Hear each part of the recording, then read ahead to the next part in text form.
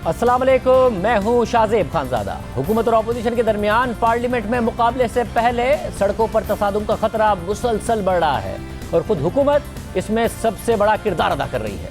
28 मार्च को तहरीक अदम एतमाद पर वोटिंग होगी।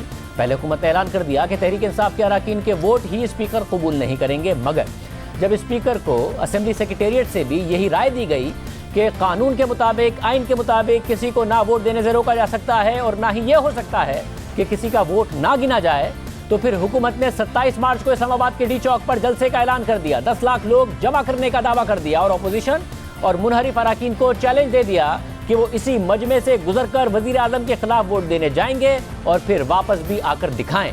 इसके जवाब में अपोजिशन ने भी 23 मार्च से लॉन्ग मार्च का ऐलान कर दिया और हुकूमत को चैलेंज दे दिया कि वो तहरीक अदम एतमाद पर वोटिंग रोक कर दिखाए। तो वजीर आजम के मामले खुसूसी शहबाज गिल ने ट्वीट किया कि यूथ विंग के अरकान तैयार रहे। फजलुर रहमान का नया फितना है कि लॉन्ग मार्च करके डी चौक पर कब्जा करके 27 मार्च के जलसे को नाकाम किया जाए।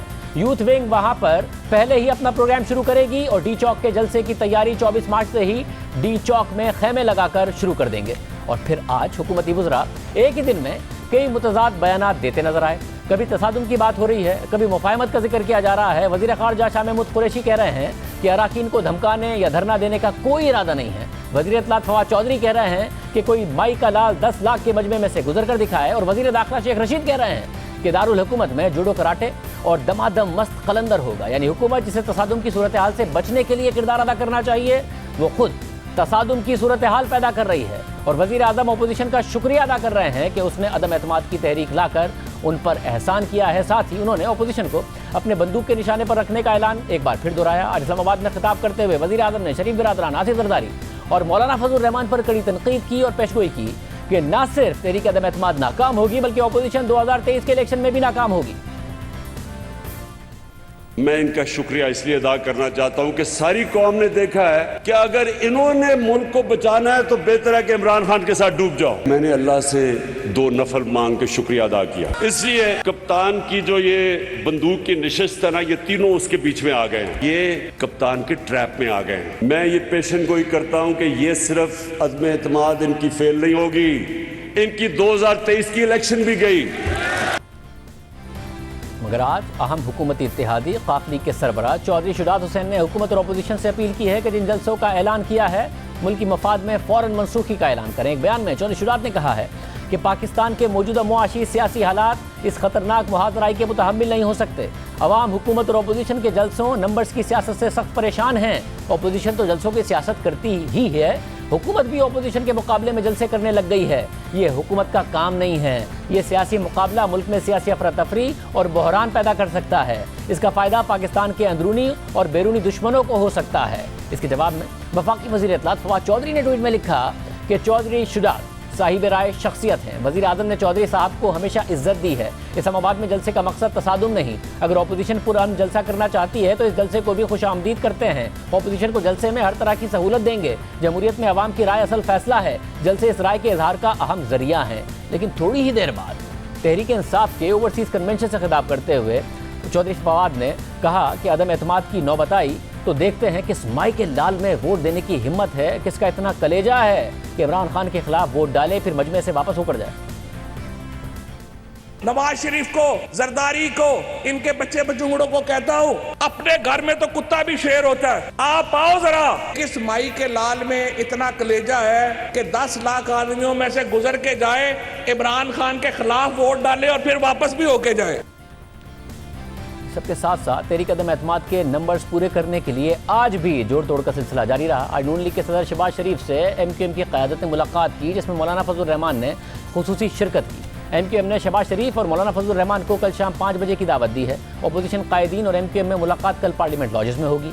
MQM से आज गवर्नर सिंध इमरान इस्माइल और वफाकी वजीर असद उमर ने पार्लियामेंट लॉजेस में मुलाकात की। ज़राए के मुताबिक MQM ने तहरीक अदम एतमाद से मुताल्लिक हुकूमती वफ्द को वाज़ेह जवाब नहीं दिया है और कहा कि अभी मुशावरत जारी है। इसके अलावा आज MQM और क़ाफ लीग की क़यादत से बलूचिस्तान अवामी पार्टी के रहनुमाओं की भी मुलाकात हुई है। कल हमारे प्रोग्राम में MQM के रहनुमा वसीम अख्तर ने कहा था कि परवेज़ इलाही से मुलाकात में उन्हें अंदाज़ा हुआ कि परवेज़ इलाही अपोजिशन से सेटलमेंट के ज़्यादा करीब हैं। और आज परवेज़ इलाही ने मेज़बान मेहर बुखारी को एक इंटरव्यू में कहा है कि हुकूमती इत्तेहादियों का 100% झुकाव अपोजिशन की तरफ है। वज़ीर आज़म 100% मुश्किल में है। आपको लगा कि कम से कम परवेज इलाही साहब किसी फैसले के करीब हैं, या वो भी इतनी दूर हैं जितनी आप दूर हैं? वो मेरे ख्याल में तो सेटलमेंट की तरफ जाते नजर आए। ऑपोजिशन के साथ? ऑपोजिशन के साथ सारी इत्तेहादियों का टिल्ट ऑपोजिशन की तरफ आप अभी कह रहे हैं 100%। और इसको रिवर्स करने के लिए इसको फिर खान साहब की ड्यूटी है, वो रिवर्स करें जाती तौर पे। अब अपने वफूद या अपने ग्रुप्स भेजने का टाइम निकल चुका है। बिल्कुल नहीं, जाती तौर पे आए और बात करें। अब मेरे पास एक वोट है, उनके पास जा रहे हैं। अगर पहले ही कर लेते तो नौबत यहाँ तक ना आती। जब एक एनिमी के खिलाफ सारे लड़ते हैं ना, तो उसमें छोटी छोटी तलखियां भूल जाती, नजरअंदाज कर देते हैं। तो अब आपको लग रहा है कि इनके अंदर जो यूनिटी है, यूनिटी वो रहेगी और पक्की है। अच्छा, जब तक खान को नहीं हिलाते। बिल्कुल। तो खान, अगर मैं आपसे कहूँ एक बैरोमीटर के ऊपर ही इज इन ट्रबल, कितने ट्रबल में है या कितने मुश्किल में है अभी? 90%, 10%? ये जो भागदौड़ कर रहे हैं, कमरे कमरे जा रहे हैं, तो ये ट्रबल की निशानी है ना। और कौन सी ट्रबल होती है? 90% इन ट्रबल, 50%, 100% इन ट्रबल है। 100% मुश्किल में है वज़ीर आज़म, वो ये कह रहे हैं। और इस वक्त भी पीडीएम का इजलास जारी है, और इस इजलास से ही हमारे साथ मौजूद हैं एहसन इकबाल साहब। एहसन इकबाल साहब, बहुत शुक्रिया कि आपने एक अहम इजलास से हमारे लिए वक्त निकाला है। ये बताइएगा कि ज़ाहिर इत्तेहादी वाज़े तौर पर हुकूमत पर बड़ी तनकीद कर रहे हैं, मगर आपके साथ कमिट किया नहीं है उन्होंने, या कमिट कर लिया है, ऐलान नहीं कर रहे हैं? देखिए शाहजेब, इस वक्त सूरत हाल ये है कि पाकिस्तान में इस हुकूमत की गुज़श्ता 4 सालों की कारकर्दगी के नतीजे में जो राय आमा का दबाव है, उसके बाद मेरा नहीं ख्याल कि किसी के लिए मुमकिन है कि वो इस हुकूमत को बेल आउट पैकेज दे, या वो अवाम की अदालत में कल को इस तासुर के साथ जाए कि उसकी वजह से ये हुकूमत का अजाब हम पे मजीद मुसल्लत रह गया था। और आप देख रहे हैं कि इमरान खान साहब की जो गुफ्तगू है, जो उनके वज़रा की गुफ्तगू है, अगर ये बौखलाहट, जैसे अभी आपने चौधरी परवेज इलाही साहब का एक क्लिप सुनाया कि वो कह रहे हैं कि कमरे कमरे जा रहे हैं, मेरे नज़दीक उस कमरे कमरे जाने से ज़्यादा बड़ा बैरोमीटर उनकी गुफ्तगू का पैमाना है। किसी को वो बंदूक की धमकी दे रहे हैं, किसी को वो 10 लाख बंदों का ड्रावा दे रहे हैं।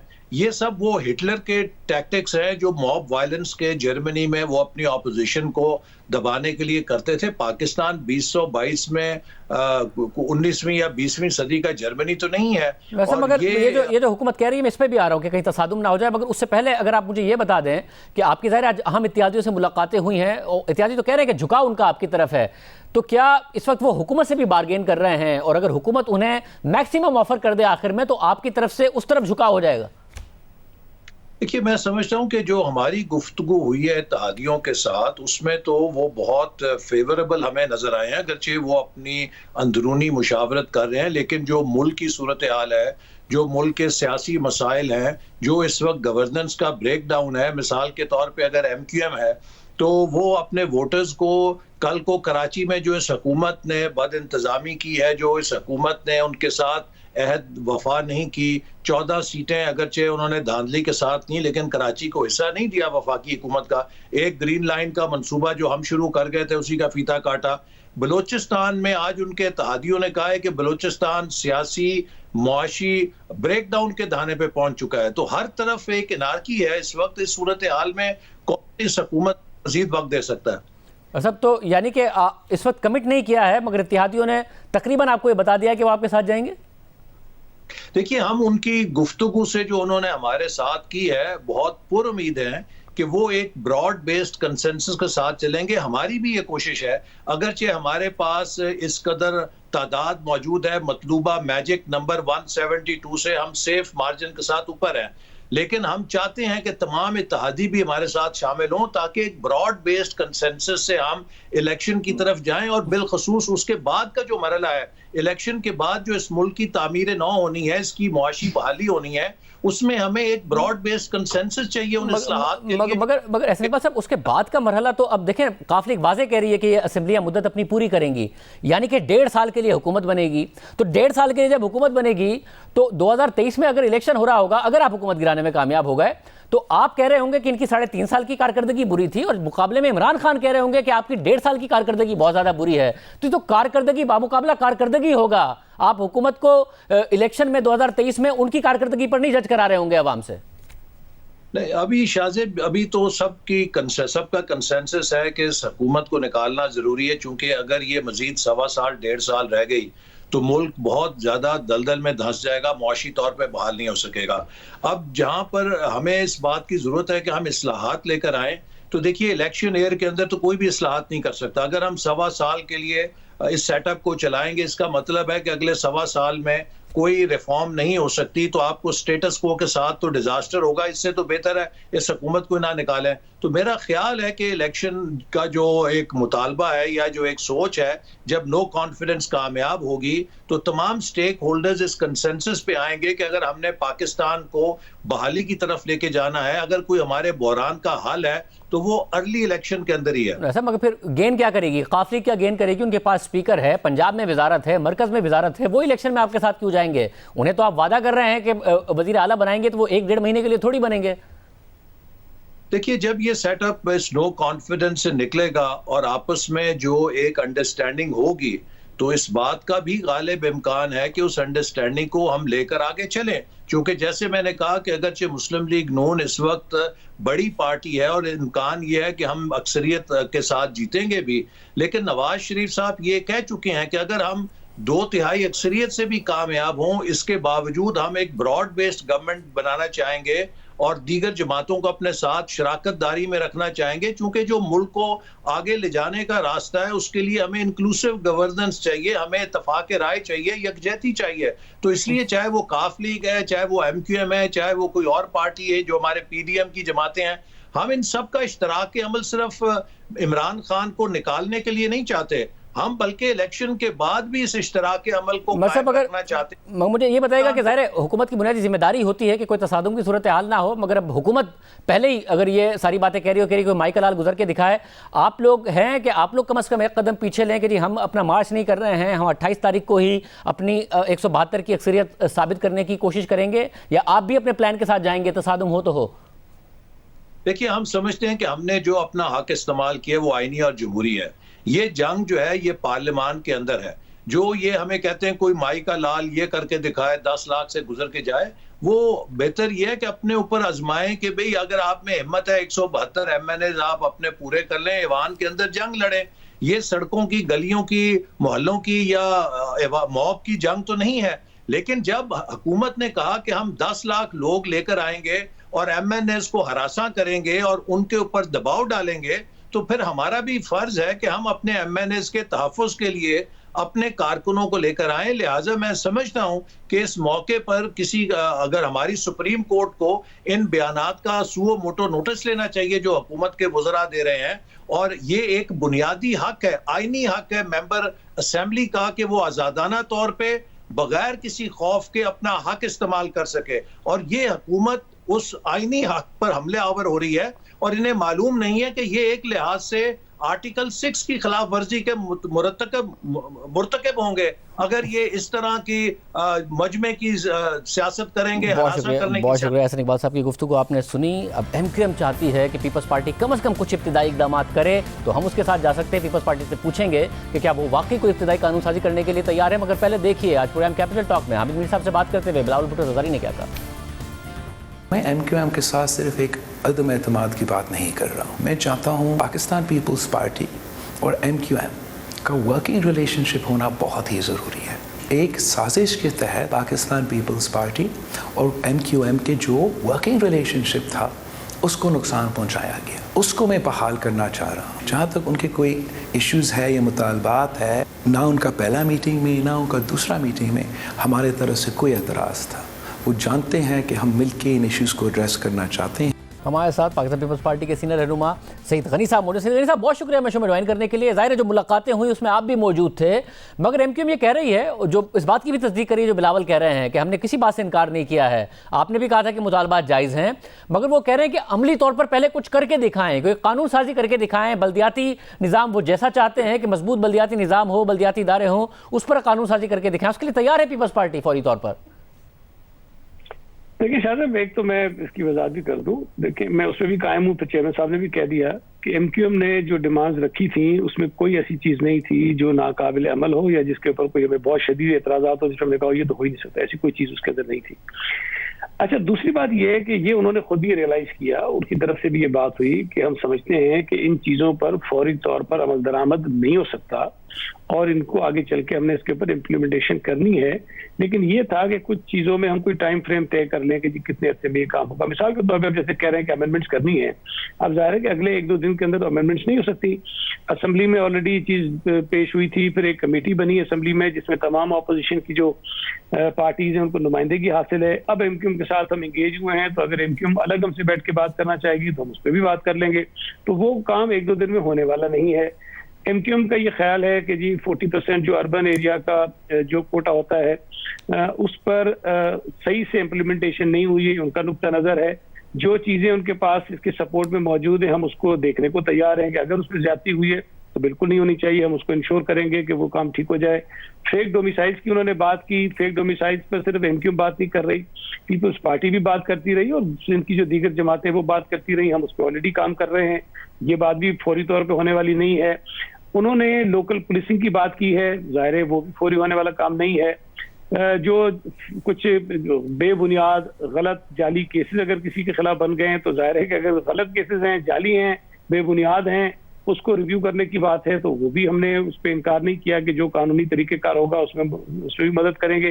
तो ये ऐसी चीजें हैं शाहजेब जो आज कल में नहीं हो सकती है। बुनियादी तौर पर तो हमारा एक जो ट्रस्ट डेफिसिट है दोनों जमातों के दरमियान उसको खत्म करना है, और चेयरमैन साहब का जिस तरह भी आपने सुनाया वो भी ये कह रहे हैं और इसमें इत्तेफाक भी हुआ। मगर इसमें मसला ये है कि फिर ट्रस्ट डेफिसिट खत्म करना एक लंबा टाइम लगेगा। पहले उन्होंने कहा था कि मौलाना फजल रहमान और जो नून लीग है वो गारंटी दें कि जरदारी साहब जो वादा कर रहे हैं उस पर अमल भी करेंगे, वो उसके बाद मुलाकातें भी कर रहे हैं, कल भी उनकी एक मुलाकात है। तो फिर क्या है ऐसा, वो दोनों गारंटी दे देंगे, आप उस पर अमल कर लेंगे, या कुछ ऐसे आपका अग्रीमेंट हो गया है कि हम कम से कम ये करने को तैयार हैं जिसकी वजह से आपको लगेगा कि हमारी नीयत ठीक है और हम इस पर बाद में अमल करेंगे? देखिए शायद पहली बात तो ये है कि जो हमारी 2 मीटिंग्स हुई उसमें उनकी तरफ से ये बात बिल्कुल नहीं आई कि जी किसी को गारंटर होना चाहिए। बिल्कुल कतई तौर पर किसी किस्म की कोई ना बात हुई, ना इस किस्म का कोई इशारा आया। अलबत्ता ये जरूर है कि चूंकि ये जितनी भी मूवमेंट मूव हो रही है इसमें 3 जमातें बड़ी हैं ज़ाहिर और छोटी जमातें भी हैं जिसमें JUI और PMLN और पीपल्स पार्टी शामिल हैं। तो उनका ये ख्याल था कि हमें उनके साथ भी बात करनी चाहिए। ज़ाहिर है हमें इस पे एतराज़ नहीं है। सूबा सिंध के बहुत सारे इशूज हैं जिनका ताल्लुक विफाक के साथ है। अगर MKM उन इशूज पे बात करना चाहती है जिसका उन्होंने इज़हार किया कि गैस की किल्लत है हम उस पर बात करना चाहते हैं, सेंसस का इशू है हम उस पर बात करना चाहते हैं। अच्छा, ये तो वो चीज़ें हैं जिसमें पीपल्स पार्टी का अपना एक वाज़ेह मौक़िफ़ है और पीपल्स पार्टी और MKM का मौक़िफ़ मिलता जुलता है। तो अगर ये इस बात की यकीन दहानी चाह रहे हैं उन जमातों से जो विफाक में हिस्सा होंगी तो मैं नहीं समझता कि इसमें कोई गलत बात है। लेकिन हमारे सामने जमानती की बात जो है वो गारंटर की बात बिल्कुल भी नहीं हुई है और इस बात पे इत्तेफाक और मीटिंग बहुत अच्छे माहौल में। ठीक है, वो उन्होंने भी कहा कि अच्छे माहौल में हुई है, मगर क्योंकि वो भी कह रहे हैं कि हर चीज़ के लिए मान गए थे, आप भी कह रहे हैं हर चीज़ के लिए मान गए थे, मगर ये है उनका इसरार कि इब्तिदाई तौर पर कुछ ऐसे इकदाम किए जाएं तो कुछ करने को तैयार हैं। इस बात पर इत्तेफाक हुआ है या पीपल्स पार्टी बस ये चाहती है कि जी जो हम ज़बानी कह रहे हैं आप यकीन कर लें हम डिलीवर करेंगे? नहीं, देखिए मैंने पहले इसकी आपसे कि जो बातें हुई हैं या जिन बातों से हमने इत्तेफाक किया है वो फौरी तौर पर तो काबिल अमल नहीं है 2-4 दिन में या जब तक ये नो कॉन्फिडेंस का मोशन आना है। अलबत्ता तरीक़ेकार ये शायद हो जाए कि हम एक डॉक्यूमेंट बना लें जिस पर दोनों जमातें इत्तेफाक करें और उसके बाद उस पर कोई दस्तखत कर लें। इसी तरह की कोई चीज़ हो सकती है। और अगर कल कला कोई हम पीछे हटते हैं, कोई पीछे हटता है तो कम से कम एक चीज़ होगी कहने के लिए कि इस बात पे इत्तेफाक हुआ था और इससे वो पीछे हट गए। लेकिन एक बुनियादी चीज़ है जिसका चेयरमैन साहब ने भी जिक्र किया और जो उस मीटिंग में भी हुई कि इस बात से कतई नज़र कि हम आपस में हुकूमत में इत्तेहादी बनते हैं कि नहीं बनते, इस बात से कतई नज़र कि वोट ऑफ नो कॉन्फिडेंस कामयाब होता है नाकाम होता है, MKM आती है नहीं आती है।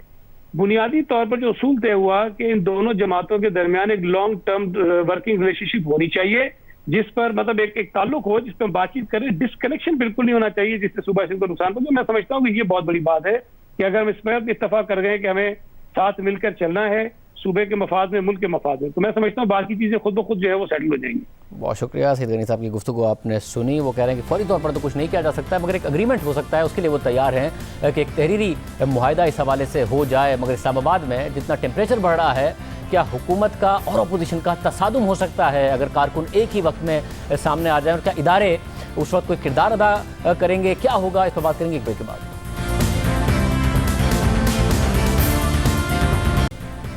दोबारा खुशामदीद नाजरीन। इत्तेहादी हर तरह का इशारा दे रहे हैं कि वो हुकूमत छोड़ देंगे, अपोजिशन के करीब हैं, मगर ऐलान नहीं कर रहे हैं। और हुकूमत भी इस वक्त पूरे एतमाद है या एतमाद का मुजाहरा कर रही है। हमारे साथ सीनियर साफी तज़कियाकार फ़ाद हुसैन साहब और सलीम साफ़ी साहब मौजूद हैं, दोनों इस्लामाबाद में। आप दोनों का बहुत शुक्रिया। सलीम साफ़ी साहब, आज तो चौधरी परवेज़ लाई ने कह दिया 100% वज़ीर आज़म ख़तरे में हो सकते हैं। अपोजिशन का झुकाव भी, जो इत्तेहादी उनका झुकाव भी अपोजिशन की तरफ है। MQM भी ये बात कह चुकी, बिलावल भुट्टो ज़रदारी कह रहे हैं कि हमने सारी बातें मानने को तैयार हैं MQM की। उसके बावजूद ऐलान नहीं हो रहा है। आपकी तो पिछले 2 दिनों में शहबाज शरीफ, MQM, मौलाना फजलुर रहमान सबसे मुलाकात हुई है, चौधरी बिरादरान से भी रब्ता है। ये ऐलान क्यों नहीं हो रहा है? क्या वाकई हुकूमत अभी भी कुछ ना कुछ कर सकती है, खतरा टाल सकती है? जी शाहज़ेब, मेरे जितने नाम आपने लिए उनसे नहीं, बल्कि बाप पार्टी के जो अहम किरदार हैं उनसे भी रब्ता है, मुलाकातें भी हुई है। रात को MQM के रहनुमाओं के साथ भी डिनर मैंने इकट्ठे किया और कोशिश ये रहती है जर्नलिस्ट की हैसियत से कि सब फरीकों का मौक़िफ़ लिया जाए। और मैं इस नतीजे तक पहुंचा हूं, अगरचे कोई भी कुछ बता नहीं रहा है, लेकिन MQM की भी बात बन गई है अपोजिशन के साथ, और क्यू लीग की भी बात बन गई है अपोजिशन के साथ। बाप पार्टी का आप यूँ समझे कि 80% अपोजिशन की तरफ है और हो सकता है कि 20% उनका हुकूमत की तरफ चला जाए। और जो GDA है तो GDA शायद हुकूमत ही के साथ रहे।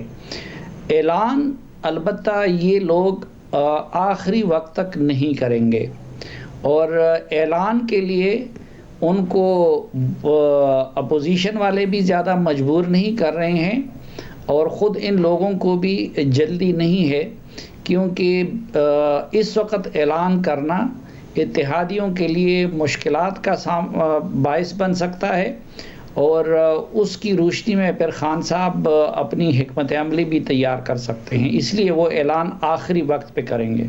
फौजी साहब, आपको लगता है इस वक्त जो इस्लामाबाद में सरगर्मियां हो रही हैं और बहुत तेज़ी से सूरत हाल बदल रही है कि अभी भी हुकूमत अपने आप को बचा सकती है?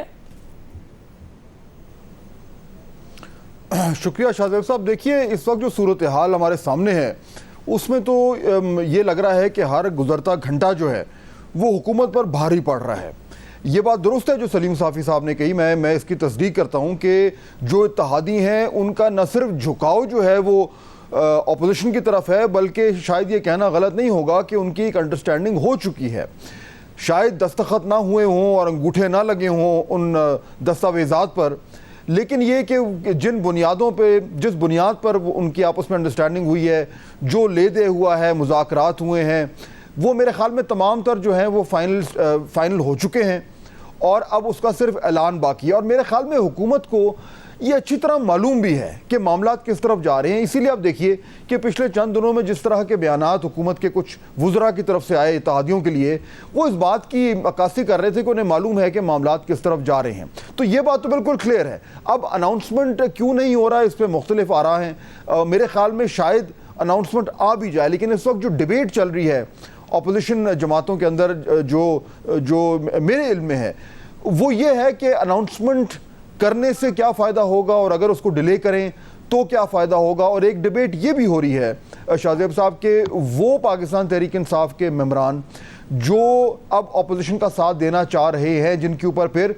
फ्लोर क्रॉसिंग का मामला चलेगा, क्या उनको भी पहले से मंजर आम पे लाया जाए। तो ये बहस चल रही है, दोनों तरफ उसके जो दलाइल हैं वो दिए जा रहे हैं, लेकिन हतमी फैसला नहीं हुआ। मगर मेरे ख्याल में ये कहना गलत नहीं होगा कि हुकूमत के लिए ख़तरे की घंटियाँ मुस्तकिल बज रही हैं। मगर फिर ऐसी सूरत हाल में साफ़ी साहब, हुकूमत की जो इस वक्त मैसेजिंग है वो बड़ी क्लियर है कि ऐसे ही नहीं आसानी से तहरीक अदम एतमाद हो जाएगी। अगर हम जा भी रहे हैं तो तसादुम होगा। पहले 27 तारीख का अनाउंस कर दिया कि हम 27 तारीख को करेंगे। जब मौलाना ने 23 तारीख का कहा तो कहा कि जी जो हमारे कारकुन हैं वो पहले ही वहाँ पर आकर बैठ जाएं। हुकूमत की तरफ से ये कह दिया गया और आज फवाद चौधरी साहब ने फिर कह दिया कि जिसे गुजरना है, कोई माई का लाल है तो गुजर के दिखाए। 10 लाख के क्राउड में से अगर उसे एतमाद के लिए जाना है और फिर वापस भी यहीं से गुजरना है, तो हुकूमत क्या तसादुम चाहती है और क्या ये इसका ख़तरा मौजूद है? देखिए, जिस तरह फ़ाद साहब ने भी फरमाया कि ये सब कुछ हुकूमत को मालूम है। न सिर्फ हुकूमत को ये इत्तेहादियों का मामला मालूम है, बल्कि उनको ये भी मालूम है कि 10 से ज़ायद मेंबरान हमारे वो नून लीग के साथ जा चुके हैं। और 5 के करीब पीपल्स पार्टी के साथ अहद पैमान कर चुके हैं और 4 मौलाना के साथ कर चुके हैं और मज़ीद भी ये सिलसिला जारी है। तो इसीलिए हुकूमत किसी भी सूरत इस मामले को वोटिंग तक नहीं ले जाना चाहती, क्योंकि अगर इत्तेहादी ना भी आए तो भी अपोजिशन की तादाद पूरी है, और अगर इत्तेहादी आ जाते हैं और पीटीआई अपने मेंबरान को नहीं जाने देती तो भी अपोजिशन की तादाद पूरी है, और अगर दोनों मिल के जाके वोट डालते हैं तो उस सूरत में तो फिर सोने पे सुहागा है अपोजिशन के लिए।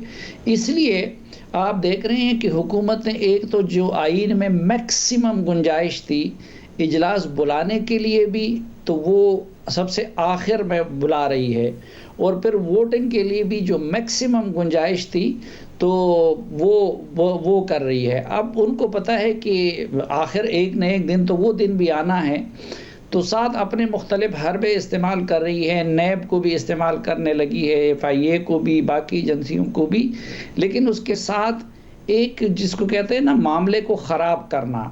अब जाहिर है कि जो इन्होंने, मैंने जो गुज़िश्ता रोज़ ट्वीट भी की थी कि अगले 48 घंटों में कुछ ऐसा होने वाला है, तो जब एक तरफ हुकूमत ने ये ऐलान कर दिया और वो ज़रा कह रहे हैं कि हम इतने लाख लोग ला के यहाँ पे रखेंगे और किसी को पार्लियामेंट के अंदर जाने नहीं देंगे। अब अगर ये लोग 1 लाख ला सकते हैं तो अपोजिशन वाले उसके जवाब में 5 लाख तो डेफिनेटली ला सकते हैं, क्योंकि मौलाना फजलुर रहमान की जमात अपनी जगह, मुस्लिम लीग नून, फिर पीपल्स पार्टी, फिर ANP, फिर कौम परस्त जमातें, इन सब की जब तादाद मिल के उनके कारकुनों की इस्लामाबाद की तरफ आएगी तो उसका क्या नतीजा निकलेगा। और मेरा ख्याल है कि हमारी इस्टेब्लिशमेंट गैर जानिबदार रह कर भी ये काम नहीं होने देगी कि ये, क्योंकि उसका मतलब तो ये है कि आप यहाँ पे खूनरेज़ी कराना चाहते हैं कि एक तरफ PTI के हज़ारों कारकुन हों और दूसरी तरफ मौलाना फजलुर रहमान के हज़ारों कारकुन हो। तो हुकूमत हर मुमकिन कोशिश कर रही है कि ये मामला वोटिंग की तरफ ना जाए और आईनी तरीके से ये काम ना होने पाए। आपको लग रहा है फारूक साहब कि हुकूमत तसादुम चाह रही है, और अगर ऐसी सूरत हाल हुई तो इदारे स्टेप इन कर सकते हैं? देखिए, यानी मुझे ये कहते हुए भी बड़ा दुख हो रहा है कि इसका मैं क्या जवाब दूं कि हुकूमत चाह रही है कि नहीं चाह रही।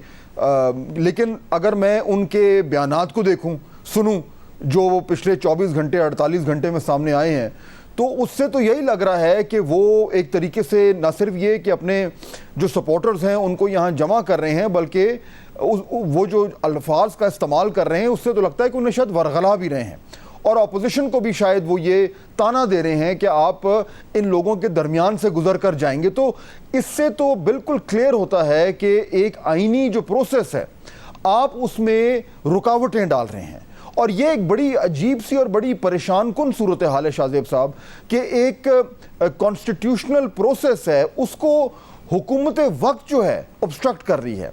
अगर ऐसा हो जो कि हमें नज़र आ रहा है, तो फिर एक बहुत बड़ा सवाल उठता है, और वो सवाल ये है कि अगर एक जमहूरियत के अंदर सियासी जमातें आइन के जो प्रोसेसेस हैं उनको अगर नहीं मानने के तैयार, तो फिर अल्टीमेटली क्या वो ये इनवाइट कर रही हैं कि जो एक्स्ट्रा कॉन्स्टिट्यूशनल कोई मेजर्स आएँ? क्या वो उन अंपायर्स को खुद बुला रहे हैं कि वो आएँ और ये जो एक मामला सामने खड़ा हो रहा है इसको सुलझाएं? अगर तो ऐसा ही है तो फिर तो हम उसी तारीख को दोहरा रहे हैं जो शायद हम समझते थे कि हम उससे आगे जा चुके हैं। लेकिन मुझे ये लगता है कि शायद, और शायद मेरी उम्मीद भी है कि आने वाले दिनों में कुछ थोड़े से ठंडे जहन के साथ और ठंडे जज्बात के साथ लोग सोचेंगे और ये फैसला करेंगे कि जो एक आईनी प्रोसेस है उसको उसी तरीके से आगे बढ़ना चाहिए। बहुत शुक्रिया तजिया, आपने सुना। प्रोग्राम में आगे बढ़ते हैं। आज वज़ीर-ए-आज़म इमरान खान ने अपनी हुकूमत की 3.5 साला मुआशी कारकर्दगी के हवाले से सहाफ़ियों को, मुआशी तजियाकारों को और अपोजिशन को चैलेंज किया। क्या कहा, सुनिए। ये जो सारी ऑपोजिशन को चैलेंज करता हूं, किसी चीज में हमारा मुकाबला करो, हर चीज में हम तुम्हारे से आगे हैं। ये जो हमने 3.5 साल में पाकिस्तान के लिए जो मुश्किल हालात में हमने किया है। मैं चैलेंज करता हूं कि पाकिस्तान की तारीख में किसी गवर्नमेंट ने 3.5 साल में इतना ज्यादा काम नहीं किया। मैं चैलेंज करता हूं अपने मीडिया वालों को, अपने इकोनॉमिस्ट को, इन सारी पार्टीज को, कभी हमारे साथ डिबेट करो। हमने 3.5 साल में जिस तरह की पाकिस्तान में इंप्रूवमेंट्स किए हैं, पाकिस्तान की तारीख में किसी ने नहीं किए।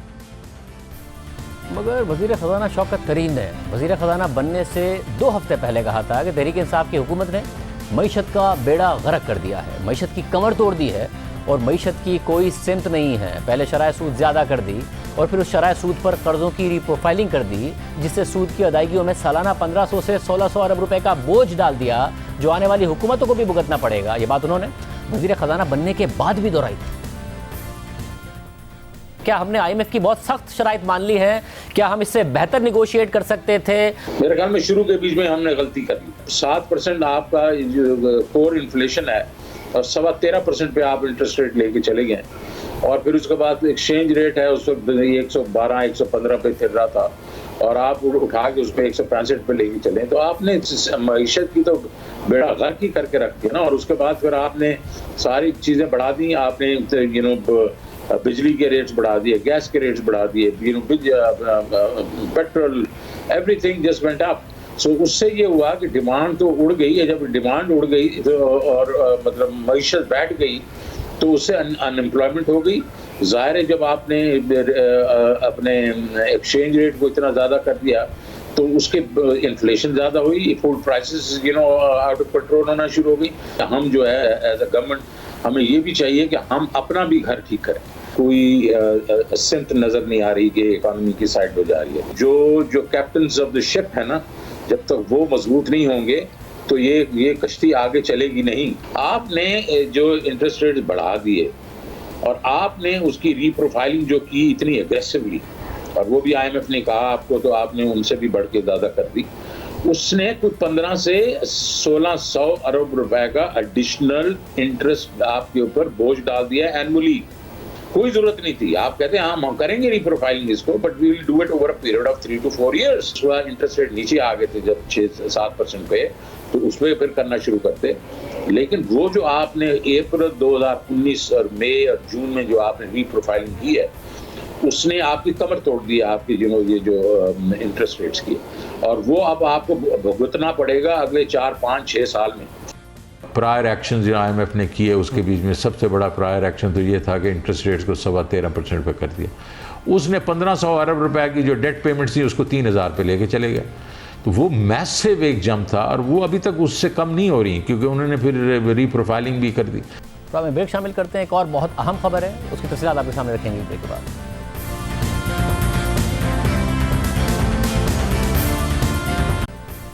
दो 2013 के इलेक्शन में धांधली का इल्जाम लगाकर तहरीक इंसाफ ने 2014 में इस्लामाबाद में धरना दिया। तहरीक इंसाफ के कारकुनों ने PTV और पार्लियामेंट की इमारत पर हमला कर दिया। PTI के कारकुन सरकारी TV की इमारत के अंदर घुस गए और जबरदस्ती नशरियात बंद करवाने की कोशिश की, जिसके नतीजे में कुछ देर तक PTV की नशरियात मुअत्तल भी हुई। पार्लियामेंट के दरवाजे को तोड़ने की कोशिश की गई और फिर तहरीक इंसाफ के चेयरमैन इमरान खान, आरिफ अलवी, शाह महमूद कुरैशी, जहांगीर तरीन और असद उमर समेत दीगर सीनियर रहनुमाओं के खिलाफ इंसदाद दहशतगर्दी की दफात के तहत मुकदमा दर्ज हुआ। यह मुकदमा कई साल तक चलता रहा और फिर 2018 में तहरीक इंसाफ की हुकूमत आ गई।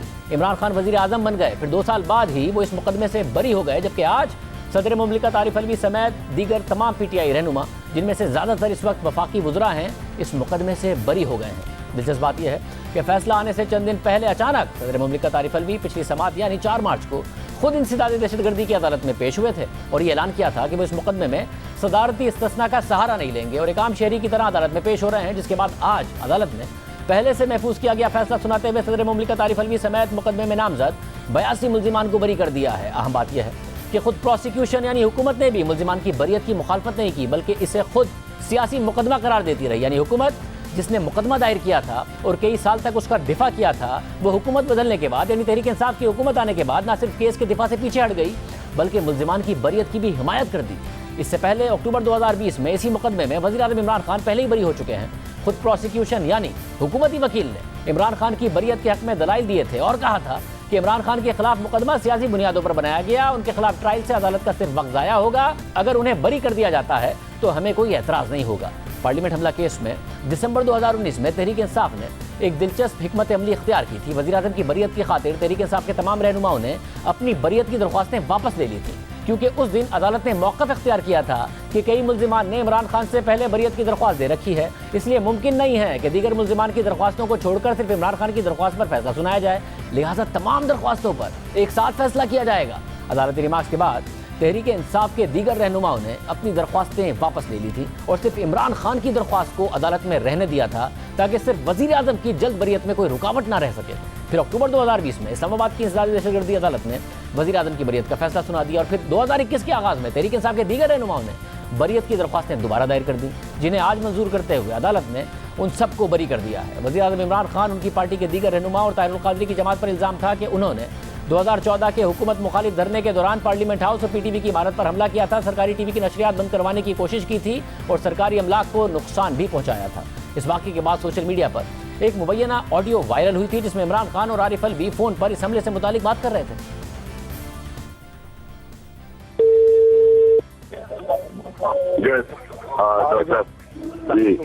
भाई साहब, मेरी एक दरखास्त ये थी, ये पीटीवी के अंदर घुसकर नशरियात भी बंद हो गई हैं। अच्छा ठीक है, because you see, it's all a question of forcing Nawaz to resign. You want to show that the whole thing is gone, because otherwise ये resign नहीं करेगा। ये कल डाल रहे हैं उसके ऊपर, वो जो जॉइंट सेशन पे है। हाँ, मैं कह रहा हूँ उससे पहले रिजाइन करे। अच्छा, रात को आपने सारा अपनी प्रेस रिलीज भी ड्राफ्ट कर ली थी कि एमकेएम वाले जब फोन करेंगे अल्ताफ, हम इंतजार करते रहे, 2:30-3 बजे तक फोन आया नहीं, मगर बात तय हो गई थी कि प्रेस रिलीज भी ड्राफ्ट कर ली थी और हमने कहना क्या और उधर से क्या आना था। फारूक सरकार से भी काफी तफसील ट्राई कर लें, क्योंकि आज भी आपका You have to put maximum pressure today for a result tomorrow. Yes, तो बात है, दे रहा हूँ, ठीक है, करता हूँ। सबके बावजूद पीटीआई की सारी क़यादत इन इल्ज़ामात से बरी हो गई है।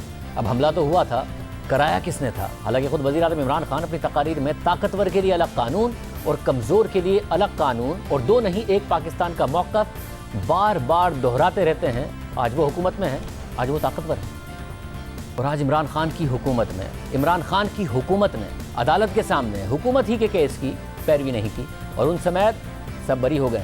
इरादी अल्लाह।